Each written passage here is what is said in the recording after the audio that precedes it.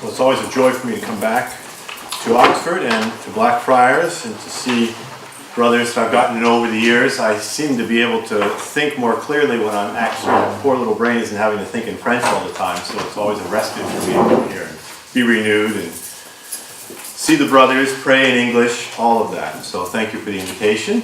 And it also gives me opportunity to share some of my continual reflection on basically the relationship between nature and grace.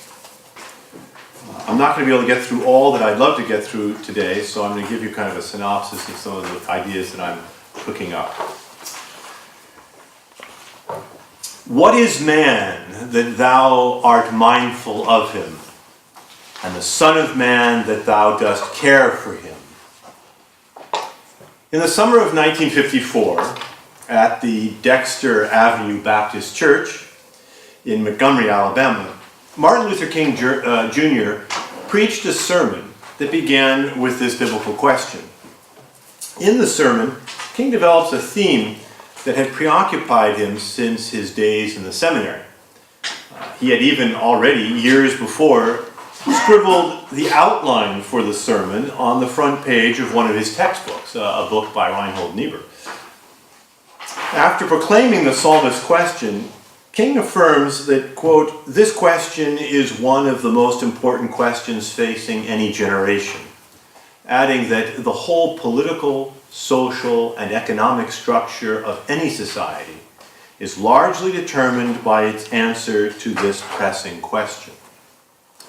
King had only recently finished his graduate coursework at Boston University and had more than a year to go before finishing his doctorate. Newly married, he was not yet installed as Dexter Baptist Church pastor. He was, so to speak, on probation. The bus strike that would thrust him into international prominence was still months away. Nevertheless, King articulates the anthropology that would guide his future work. I begin with King's sermon because he offers an integrated and indeed a holistic anthropology that well expresses the themes I wish to consider with you this evening. Here is how King articulates the first pole of this anthropology. Let us begin by stating that man is an animal with a material body. This is somewhat obvious, but nevertheless it should be stressed. Man is properly a part of animated nature and cannot disown his kinship with the earth and the creatures that live upon it. No one can doubt the fact that the organization of man's body resembles the bodies of animals in general. And like all other animals, man is dependent on his environment for food, raiment, and shelter. Man is an animal with a material body, and he who overlooks this is overlooking an essential part of man's nature. But King also affirms that this is only an aspect of who we are, cautioning his congregation that we cannot stop here. Man is more than an animal. Man is more than flesh and blood, explaining that there is something in man that cannot be calculated in materialistic terms. Man is a spiritual being born to have communion with the eternal God of the universe. God creates every individual for a purpose, to have fellowship with him. King goes on to explain that this spiritual vocation from within which, he goes on to explain this spiritual vocation from within the drama of human sinfulness and our need for salvation in Christ. For Martin Luther King, therefore, we are both animal and spiritual. We have animal natures, but we are also the recipients of God's grace. This is the strange dichotomy, or dynamism, that I wish to consider with you.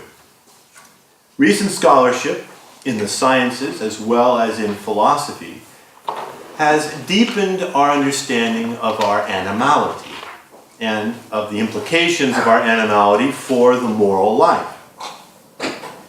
Alistair MacIntyre, for example, has traced the implications of our animality for a proper understanding of the virtues. For MacIntyre, Human virtues are the virtues of animals, of a unique species of animal, the rational animal, but of animals nonetheless. To understand human virtue, therefore, we must understand something of what it means for us to be animals. This is what I wish to consider in the first part of this evening's lecture. At the same time, however, as Dr. King reminds us, we are a unique species of animal that leads us to speak of being more than merely animal. Not only are we endowed with the spiritual powers of intellect and will, which King later on in his homily begins to address, his sermon, we are called to communion with God in the life of grace. Specifically, the biblical authors affirm that we are called to live virtues or excellences that are themselves gifts of God's grace. And the second part of the quotations I give you are full of those biblical passages. To what extent, therefore, are the Christian virtues animal virtues? To what extent is our faith, hope, and charity the virtues of rational animals? To what extent do these virtues share the characteristics of the virtues that MacIntyre will outline in dependent rational animals? Or is there no common measure? Is our faith, hope, and charity, and Aquinas' notion of the infused cardinal virtues, simply radically different from the human experience of virtue? All right, so that's the question. Alistair MacIntyre begins the lectures that would become his fin de siècle opus, Dependent Rational Animals, with the admission that he would be engaging in a work of correction. He explains that although there are still good reasons to reject elements of Aristotle's biology, he was wrong to attempt to develop, as he did in After Virtue, a theory of virtue that was independent of biology. MacIntyre came to see that his theory of virtue didn't take sufficient account of the universal experience of vulnerability, affliction, and dependence. MacIntyre regards this as a common failure among moral philosophers and affirms that it stems from our tendency to see ourselves as, quote, other than animal, as exempt from the hazardous condition of mere animality. Specifically, the dominant focus in philosophy on what distinguishes us from other animals had encouraged the belief that, quote, our rationality as thinking beings is somehow independent of our animality. We become, in consequence, forgetful of our bodies and of how our thinking is the thinking of one species of animal. We need to recover, therefore, the awareness that, quote, even the specific rationality of human beings is an animal rationality. To understand what MacIntyre means by animal rationality, we must recognize the extent to which MacIntyre explicitly intends to offer an anti-Cartesian account of human animality. Now, I use the term Cartesian advisedly because I'm well aware of recent work, especially the excellent studies by John Cottingham, that seeks to distinguish Cartesianism from the actual teachings of Descartes, especially when it comes to the question of animals. Although I have views on this subject, I don't have time to enter into the dense forests of Cartesian interpretation. It is enough merely to recognize that there is a long and influential tradition that has viewed animals and the human body, including the brain, in merely mechanistic terms, often focusing merely on stimulus and response. And for those, there's an essay, I can give the reference, but it goes into pointing out towards the end of his writings in these areas, because Descartes, after the condemnation of Galileo, decided not to publish his thoughts on this, but he's very clear that for him, the two principles of humans, one is the body, which is mechanistic, and the other is soul, or the rational substance that is not subject to the mechanisms of the physical world. So it's a real question as to whether the mature Descartes viewed animals in any other than mechanistic clockwork terms. But I can't go into that. I do think it's very clear, especially if you look at even very quickly after Descartes, people who saw themselves as his disciples developed very mechanistic visions of animals and of our animal nature. But recent work in the sciences has discredited this mechanistic view of animals to offer a much richer account of animal life and animal development.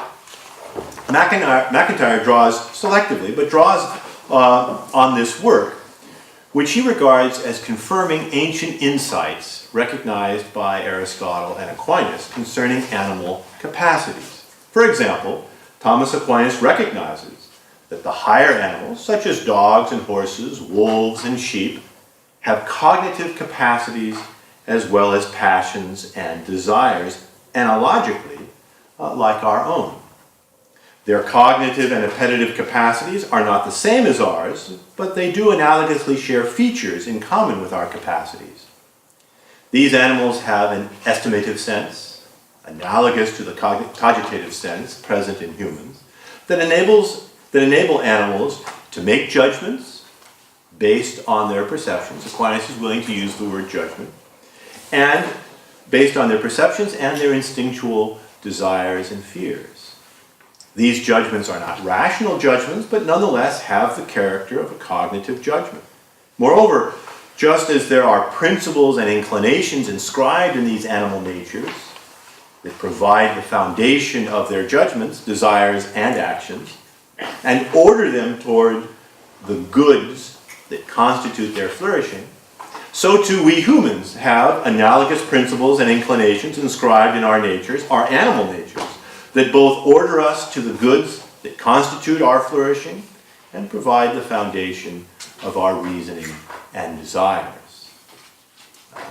So MacIntyre is not primarily interested in showing how the sciences are rediscovering old truths. Instead, he seeks to underline the importance of scientific discoveries concerning animal development for our understanding of human moral development.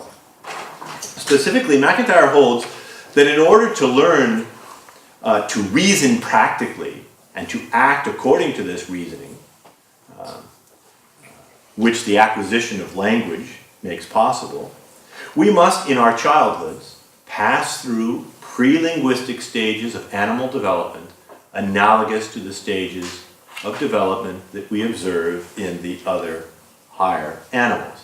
Now, I'm going to draw upon the work of several different people to augment this insight, especially the role of the emotions in practical judgment. But we'll come back to that. So, through a complex interplay between nature and nurture, higher animals exhibit behavior that demonstrates that they cognitively and appetitively incline towards certain goods as the goals of their actions, and that they make judgments about which actions are likely to achieve these goals. The whole chapter on the dolphins draws on work that shows this. And he, at the beginning of the book, MacIntyre says that he could have drawn on the work that's been done by people like Vicky Herna with working dogs or with training horses, or even studies that have been done in terms of feral herds of horses.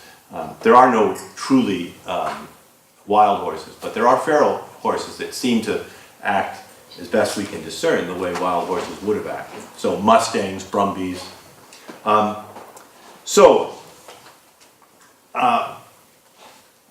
This animal behavior, where they are inclined towards certain goals, certain goods as the goods constitutive of their nature, and that they make judgments about which actions are actually going to lead them to attain these goals, and then we can accurately characterize these animal judgments as beliefs. He has that whole section about beliefs, even beliefs of cats and dogs, about what is the case. Beliefs that these animals revise when new facts become clear to them. Dogs stop barking up the tree at a certain moment when his beliefs change, and he then runs off over into the hedge. The point here is that as children, even before we acquire language and begin to reason, the full sense of that word, we have learned to recognize goods to be pursued and evils to be avoided. We have learned to make judgments about what acts will help us attain these goods, and we can revise these judgments. And all of this exists on the animal level of cognition and appetite, but which subsequently will become integrated into our mature reasoning and willing as we learn to judge practically. Now, there are many different authors that have looked at elements of this. I was fascinated by Mervyn Donnell's work, looking at all the different things that go into the interplay with parents, playing peekaboo, all of the different contact, physical contact, the hardwiring connections in terms of our ability to read emotion. The studies, they've done wonderful studies about newborn infants, how they are able to imitate the expressions of the human face, and they seem to be hardwired to be able to judge the expressions, both visual and emotional, of emotion. The basic emotions they seem to be able to pick up visually and to sense them. And it's a way in which children from the very beginning begin to judge what is good and what is bad in their environment through the influence already of a significant other. Donnell and others, we've also got brought in Antonio Damasio's Descartes' Error, but there's also this book that I keep coming back to, which is, I think, mistitled, but it's called A General Theory of Love by Thomas Lewis, Fareh Amini, and Richard Lanyon. They are research psychiatrists, psychologists at University of California, San Francisco. What it really is a study of attachment and the limbic brain's role in social attachment and affection. And what these studies point to is, for example, the study of what's known as the visual cliff. And if you put an infant in a box where halfway through the floor of the box there is a plexiglass, clear plexiglass that gives the impression that there's a cliff right there.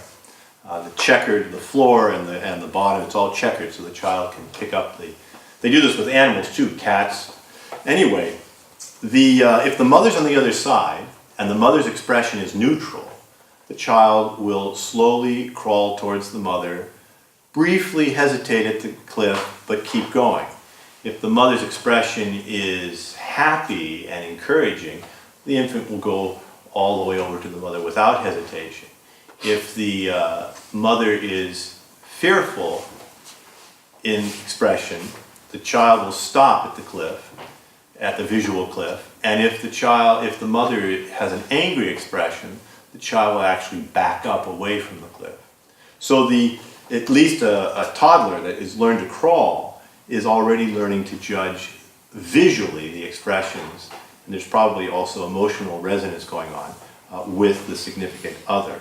All of this confirms what McIntyre is talking about, which is the animal ability to judge the activities of another and to pick up from that communal sensitivity what is good and what is bad. We see this in horses. It's very interesting. If horses are native to an area, they know what flowers to eat and what flowers not to eat. If they're not native to the area, they will eat flowers that make them sick. So this is learned behavior, and they pass it on culturally. The newborn, the colt, the yearling will watch what the alpha female eats in the herd and what she doesn't eat, and will then act accordingly. When we take the horses out of that environment, we have to kind of protect them.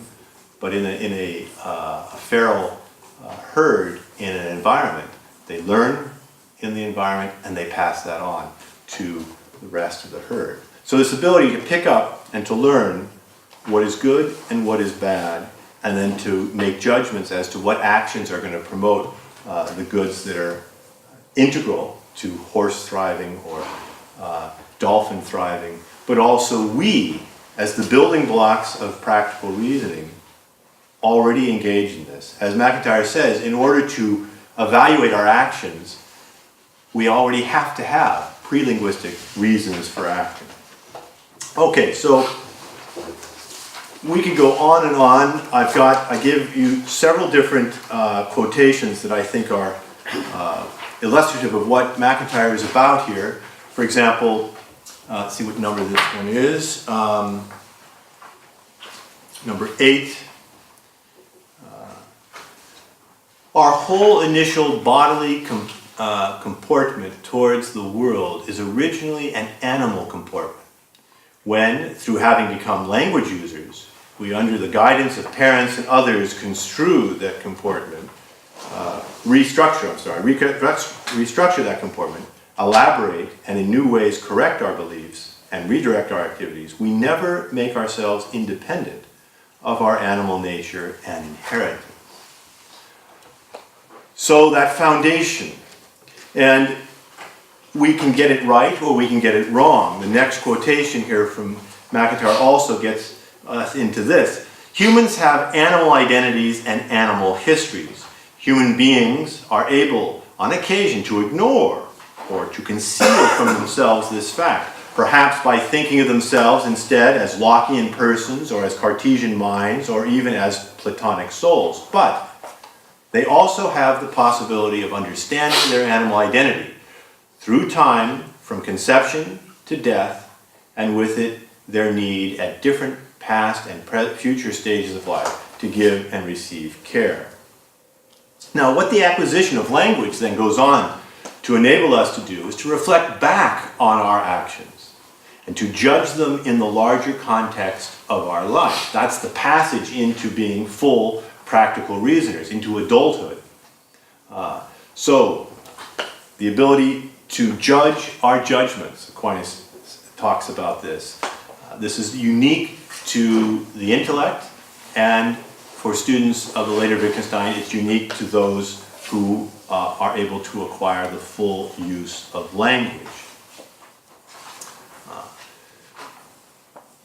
To reflect back on our actions, to judge them in the larger context of our life, a life that we have learned through our initiation into the practices of the community, to understand as part of a larger narrative, a communal narrative, where we learn to experience, to know and love common goods that can only be experienced communally, like being a member of a family. I can't enjoy the good of being a son or a father or a brother or a sister on my own. These are goods that are common and experienced communally. It's at the heart of what McIntyre, a little bit confusedly, is trying to do when he redefines the cardinal virtues as not simply virtues that allow us to become independent, practical agents, but also have the virtues, that these virtues are also the virtues of acknowledged dependence. He's trying to ground and take seriously the common character of these common goods, and that these virtues must also dispose us to reason in light of this reality. The traditional virtues, therefore, when we properly understand what it means to become an independent practical agent, reveal themselves also to be the virtues of acknowledged dependence that dispose us to live according to our membership in a community. Now, I just want to focus, before switching to the second part, on the work that's been done on the role of the emotions in practical, or the affections, the emotions, and of course the will as a spiritual affectivity, but the work that's been done on the role of emotion in practical judgment. Because I think it's, if we do take a Cartesian turn, there's the tendency also to see practical judgment as if it's just simply a form of speculative judgment. And we save freedom by then making the will the agent. Iris Murdoch wrote beautifully about how Stuart Hampshire incarnated this vision. The practical reasoning is seen to start from principles to conclusions without any influence of the self, and then when it arrives at its speculative conclusions, like a computer screen, then the will, he says it explicitly, I identify myself with my will, the will then is free to accept or reject the conclusions of speculative, practical reason become speculative. That type of vision is only possible when we have a Cartesian view of agency. A renewed vision of agency, which returns to the old notion that practical judgment is one that depends upon well-ordered love, then you discover how much the virtues are animal virtues, including phronesis, prudence. And so what do some of the studies look at? Antonio Damasio and other members of his family have done work on the famous case of Phineas Gage. Now, Phineas Gage's sister ended up marrying into San Francisco royalty, into the Shattuck family, and he ended up ending his life in a kind of disordered way in the saloons of the Barbary Coast.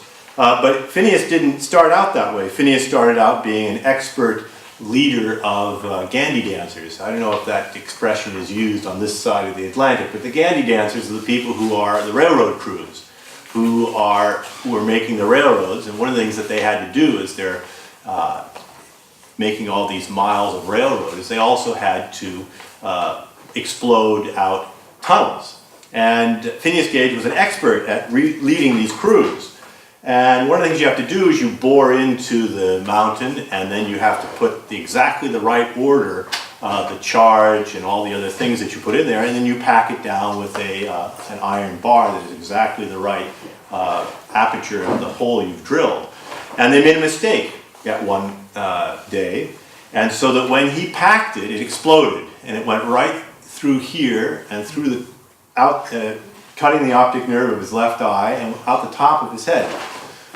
Interesting thing about this experience is he never lost consciousness, and he recovered and continued to live. And the strange thing about what happened to him is he could explain how to live an organized life. He could explain what his job was, but his life at that point became completely disordered, and he became prostrate to his passions. Now, they've tried to understand what actually happened to him. A lot of people in the days before, way before internet, denied his very existence. So after he died, Mr. Shattuck and his wife, Gage's sister, they opened up the casket, they took the skull, and they took the bar. He'd been buried with the iron bar, and they sent it back to Harvard. And it's still there today, and they've been able to reconstruct the course of the bar.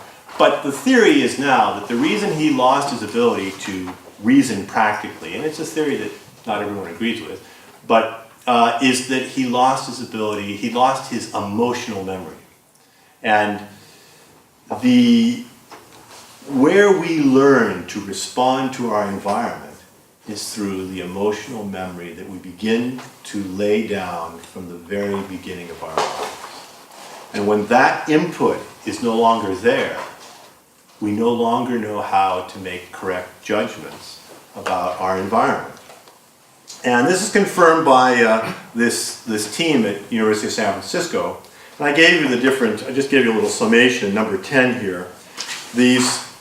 What they call, I actually described it differently, they call limbic, which I think is silly.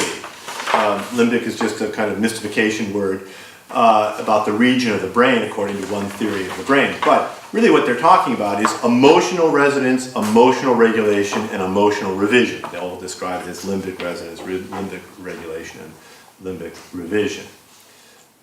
Emotional resonance is the ability we have from the moment we're born to perceive the emotions of others. You go into a room, we can sense whether the room is tense or not. And then emotional regulation, the ability to regulate our own emotional reactions under the influence of other people's emotional reactions. That's why watching a movie alone is not the same as watching a movie in a movie theater. We are affected by what's going on around us. And again, we're learning so much now with the research of how much the child is not yet formed. First of all, the child is already being formed more than just physically in the womb, but for example, the child's heart rate is being regulated by the rhythm of the mother's heart rate.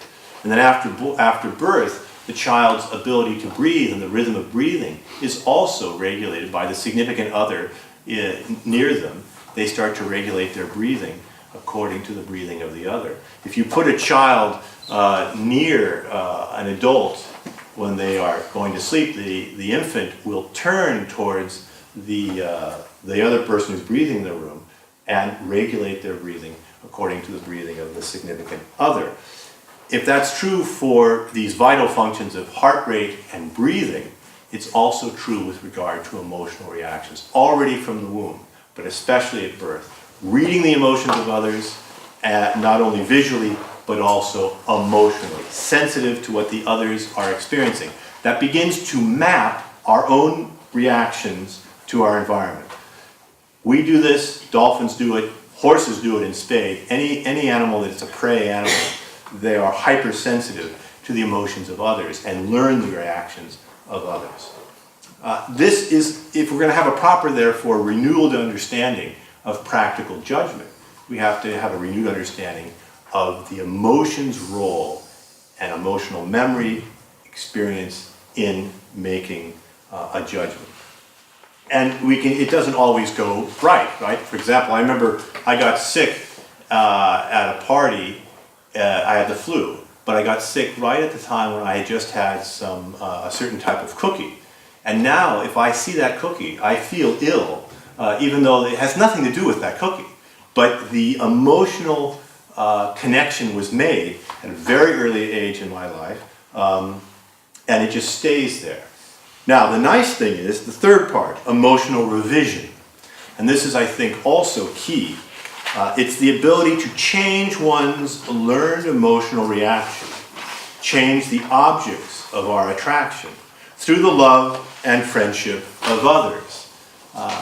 It's not by accident that we sing together the Lord's praises. All the different things we do together is emotionally scripting our reaction to certain goods. And there's always, it's a very large experience that you have a woman who says, I'm never going to marry a man like my father. And I'm never going to marry someone who's an alcoholic. And yet, they are attracted to what they know.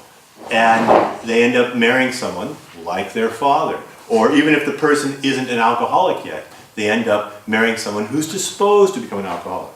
But this can change through who we hang out with, through the time we spend with others, emotional revision. Not even necessarily talking, but sharing an emotional life in a common activity. So, all of this is going towards what MacIntyre is wanting us to learn, which is the virtues.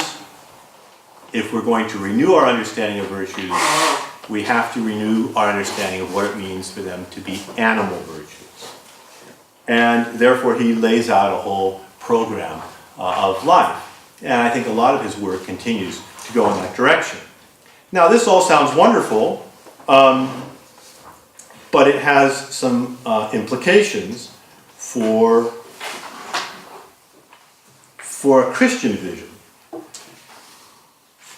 And I just want to begin with the quotation I have from, on part 2 here.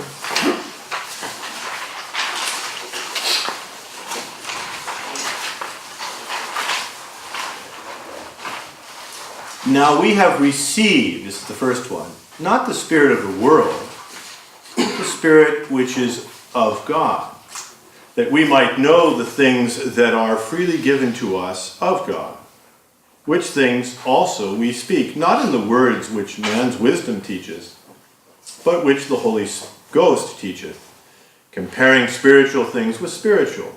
But the natural man receiveth not the things of the Spirit of God, for they are foolishness unto him. Neither can he know them, because they are spiritually discerned.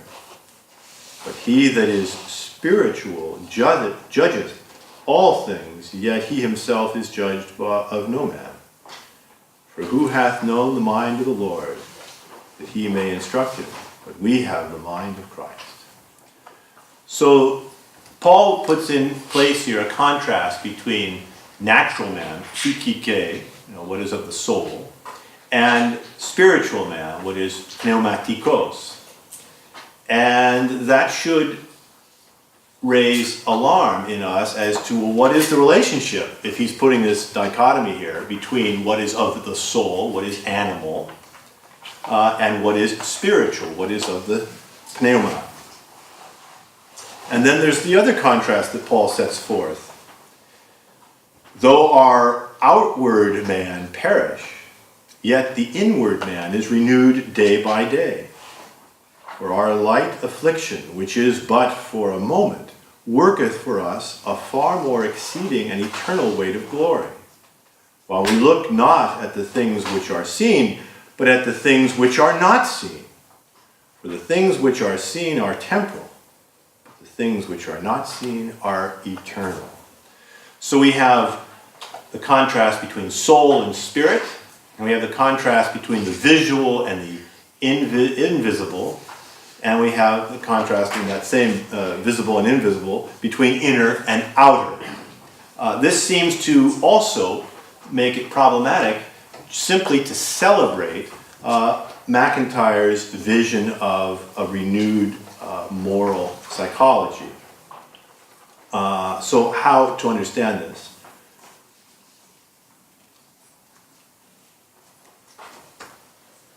One further element comes, and I gave you all the quotations for it, is the problematic use that we have of the term virtue.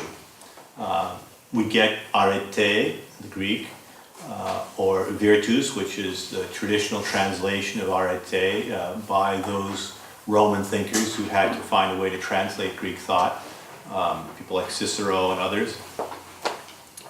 So what is arete? Arete is used very rarely in the New Testament. And I've given you all of the references. So in what sense can we speak, or should we speak, of virtue? So for example, the famous one from Paul, finally, brothers, whatever is true, whatever is honorable, whatever is just, whatever is pure, whatever is lovely, whatever is gracious, if there is any virtue, arete, if there is anything worthy of praise, ponder these things. What you have learned and received and heard and seen in me, do.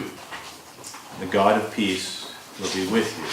Now, we'll come back to this notion of imitating Paul, but it's in the context of Philippians' other vision, which is given here as well.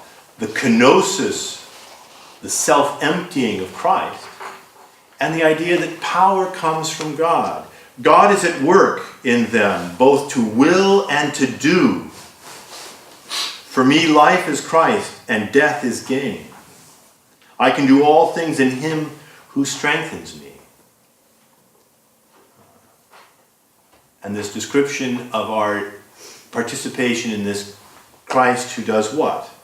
Though he was in the form of God, did not count equality with God a thing to be grasped, but emptied himself, taking the form of a servant. 2 Peter is the other classical reference in the New Testament for the word arete. But interestingly, it's first used with regard to God. His divine power has granted to us all things that pertain to life and piety through the knowledge of him who called us to his own glory and virtue. Arete. The two things there that are not in the, unfortunately, the font isn't there, but it would be doxa kai arete. his own glory and virtue, by which he has granted us his precious and very great promises, that through these we may escape from the corruption that is in the world because of passion, and become partakers of the divine nature. It's this koinonia with the physius theou. For this very reason, make every effort to supplement your faith. So this list of virtues, these lists of excellences at least, starts with faith, with virtue, arete, and virtue, arete, with knowledge. Goes down a whole list of different excellences, enkrateia, self-control, perseverance. These are all words that are associated with the traditional virtues, but not the traditional virtues themselves. And then at the end, charity. Faith, charity, encompassing all of the other excellences. This, and then all the other ones I give you, are examples of the cardinal virtues, except courage, that are described as being gifts from God, things for which we should pray, things that come from God.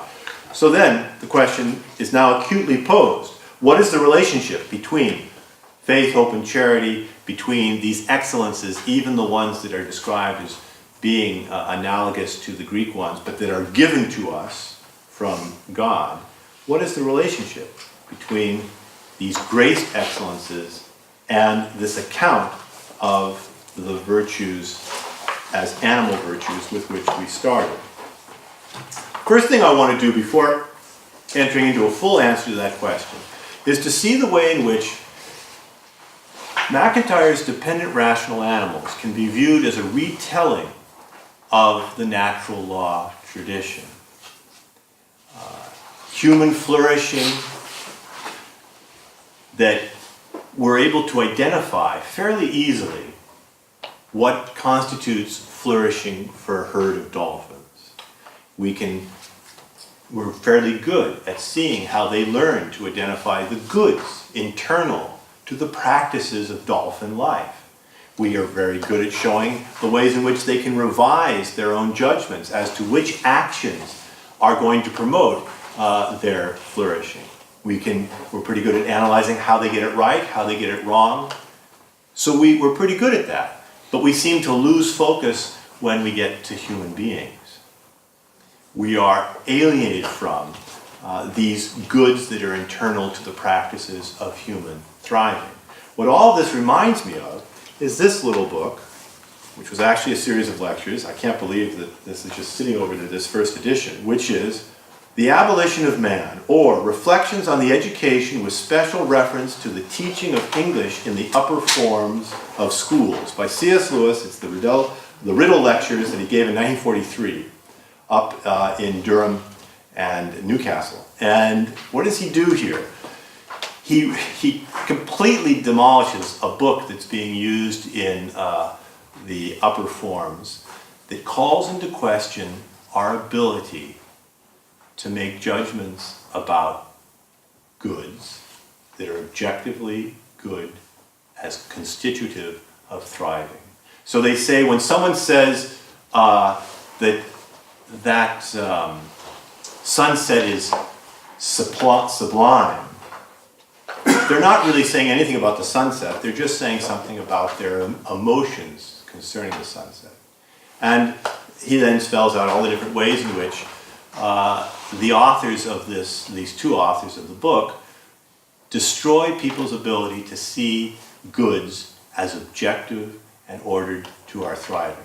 He contrasts this with what he calls the Tao, the way, the traditional ways in which, and he gives a whole little list of the traditional cultures that through their expression, whether it's the Confucius culture, Christians, Greeks, the ways in which they find and transmit to generations embedded wisdom about the goods that are internal to human thriving. Now, I mention this because this little book, published in 1971, the last chapter of B.F. Skinner's Beyond Freedom and Dignity is entitled, What is Man? And he attacks explicitly Lewis's abolition of man. And with passages which I've given you here.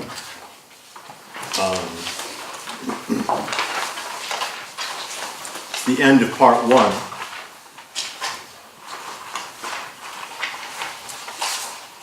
Mattson has argued that the empirical behaviorist scientist denies, if only by implication, that a unique being called man exists. What is now under attack, said Maslow, is the being of man. C.S. Lewis put it quite bluntly. Man is being abolished. C.S. Lewis protested, the power of man to make himself what he pleases means the power of some men to make other men what they please. This is inevitable. This is inevitable in the nature of cultural evolution. Skinner looks at that without any terror. It's inevitable. A scientific view of man offers exciting possibilities. We have not yet seen what man can make of man. That's in 71. And so before we get into what's the relationship between nature and grace, I think it's important to see the importance of protecting nature from the abolition of man. One of the ways in which a technical way of, a mechanistic way of looking at humans can go is that where there's techne, we can just refashion it. There's no nature. It just becomes mind or will tinkering with something that is external to us. So, now that's just in terms of defending nature. A renewed understanding of grace has to see, and I'm very much in the school of Bill Carroll on this, we will not understand grace well unless we recover a notion of creation. What it means for God to be a transcendent first cause. God is more intimate to us as creator than we are to ourselves. Grace is nothing other, Aquinas says this very clearly and often, grace is nothing other than the effect of God's love on nature. Nature is already the intimate gift of God. We exist is God's greatest mercy. Aquinas says that very clearly too. God's greatest mercy is to create us because there's no deeper misère, there's no deeper misery than to not exist. So his deepest act of mercy towards us is to create us, to give us being. Grace is simply the effect of a new gift of love on nature. It doesn't exist apart from nature. And so these infused, as Wittgenstein would say, this is a picture, right? This infused means like somehow you're putting something inside, but how do you have inside or out when you've got God who's everywhere? It's the effect of God's love on nature, these infused virtues, these infused excellences, where nature is able to shine in ways that it couldn't on its own. It's like turning up the thermostat, or the analogy that Aquinas uses is if you put wood or iron's a better analogy because it lasts longer. If you put iron in the fire, it remains iron, but it begins to glow with the light of the fire. So we begin to glow with the grace of God's love. That's the way to look at the infused virtues. And what that means is, we will understand, it means two things. Now I have to end with this. It means two things. It means that we will understand the workings of grace. We can only understand the workings of grace by analogy with nature. And so we will understand what it means to love God and neighbor from charity by analogy with what it means to love on the natural level, by analogy. We'll understand hope, and I'm going to use the example of hope because it's one of the examples where Wittgenstein and McIntyre simply get it wrong because they don't understand animals. They haven't spent enough time around animals. So we understand the terms that the biblical authors use to describe these grace realities by analogy with the meaning of these terms in normal, ordinary language. We explain the less evident by analogy with the more evident. At the same time, however, this is the second part, and this would be, you could do a whole semester just looking at this. We are able to do things that we couldn't do on our own. The conversion that are completely apart from the past experience. That's the amazing thing of conversion. What Aristotle couldn't envision, and what MacIntyre's account, as it stands, does not know how to account for, is how a person can experience a radical change in life. How St. Augustine is possible, how St. Paul is possible, how on that tablet, as I've written on, is possible. To go from a life where he lives to drink, works to drink, to one day on a Saturday afternoon, he has a shock of graced experience where he no longer drinks ever again, and he works and gives his salary over to charitable works all over the world. Complete change in life. That becomes possible through grace.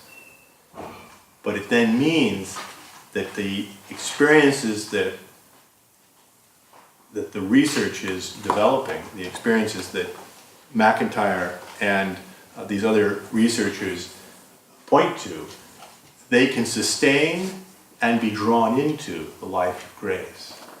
So the effects of our acquired vices are undone through, for example, emotional revision, through integrated life. Grace is going to animate and draw nature into its umbrella. So if I had more time, I'd love to look at more of that. But I want to end with the ways in which the mystery of grace is understood by analogy with ordinary language. Wittgenstein says that animals can't hope because they cannot imagine a different future. Now, what's so interesting about that is that that claim is only intelligible if our notion of hope as a human reality has been infected by the Christian notion of hope. Because that's not actually what goes on in the emotion of hope. How many of you had a dog or have a dog? The experience, this is a universal experience. You get out the dog leash, it's a chain. What does the dog do immediately? Starts to jump up and down. Now, it's not the same experience of putting food down, where the dog just goes over and eats the food. That's an expression of just simple desire that's satisfied by eating the food. But the emotion of grace does not depend, the emotion of hope does not depend upon being able to imagine contrary futures. It comes from the ability to imagine that the future will be like the past. And so, the dog hears the leash and thinks, oh, my master's going to take me for a walk. Because there's the association between the noise of the leash and going for walks. So hope as an emotion, whether it's in a horse, a dog, or a human being, is dependent upon the belief, and it's open to correction, the belief that the future will be like the past. And so, of course, kids will do this sometimes. They'll jangle the leash in front of the dog, and the dog starts getting all excited, they're going to want to walk, and then eventually the dog will revise its belief, and it will give kind of look like it'll calm down and be kind of depressed. It realizes it's been deceived. But also the structure, the biblical authors, why did they choose this word that exists in Aristotle as part of the Greek portrayal of the emotional life? Why did the biblical authors use elpis for hope? Because this emotion is a kind of desire to go for a walk, but it's something I can only do, the dog can only do, with the help of someone else. The dog doesn't have opposable thumbs. The dog can't open the door. So it's a desire for a difficult good. It's a desire that becomes possible with the help of someone else. there's an example of the way in which ordinary, everyday human experience and our way of talking about it helps us understand the biblical language that is trying to convey something that is not directly accessible. Because what is hope? The church defines hope as this desire for a difficult good, the desire for eternal life, that is made possible because of Christ.